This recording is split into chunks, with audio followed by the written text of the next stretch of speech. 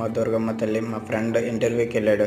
అతన్ని మంచిగా సక్సెస్ఫుల్గా ఇంటర్వ్యూని సెలెక్ట్ చేసి మంచి ప్యాకేజీలతో, మంచి ఆశీస్సులతో, మంచి హెల్త్గా మంచిగా చూసి భద్రత బయటికి తెప్పించే బాధ్యత మీదే.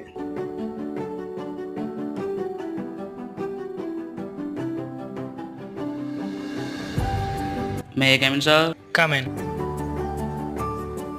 సార్ మన కంపెనీ క్లయింట్ వచ్చారు, ఎలా చేయాలి? రమ్మని చెప్పు.